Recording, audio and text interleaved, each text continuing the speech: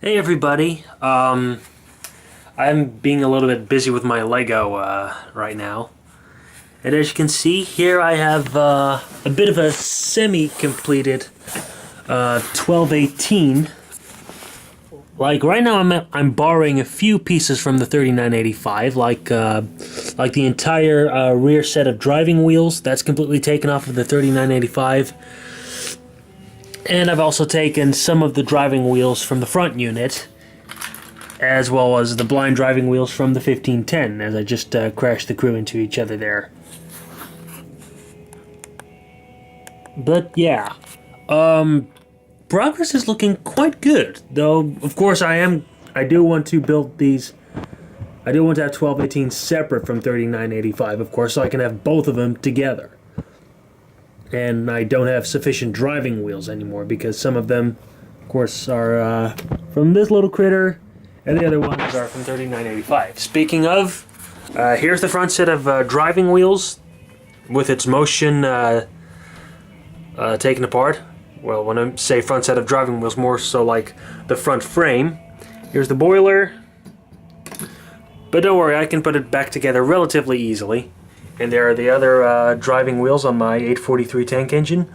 Oh, and speaking of which, I actually kind of cheated there because the driving wheels on the second axle, they were initially flanged, but I cut the flanges off, and you can kind of notice how much thinner they are compared to those on the rear unit, rather on the third set of on the third axle.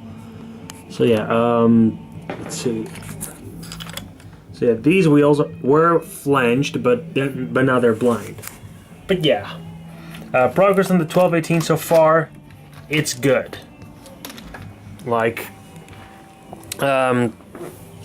here I have the tender body mostly completed. Made a beginning with one of the bogies, though I kind of ran out of wheels. I have an idea for the first set of driving wheels. So technically both of the individual frames, minus the wheels and cylinders, those are finished now. The trailing bogie is finished. Like here's the actual frame that I had.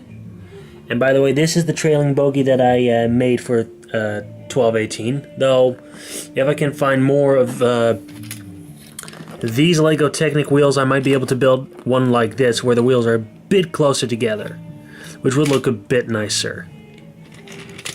So yeah, but so far progress is really good. And then of course there's the bulk of the boiler finished. Rather, the boiler is finished. Just need to build a little roof for the cab. I'm amazed that I was actually able to get this far with the boiler itself. Yeah. Just need to build a back wall and a little roof for it. For the cab, and put some controls in there, and then the 12.8 and the boiler itself will be done. Realistically, that would be like the bulk of the engine finished. So then it would just be a whole lot of work on the foundation.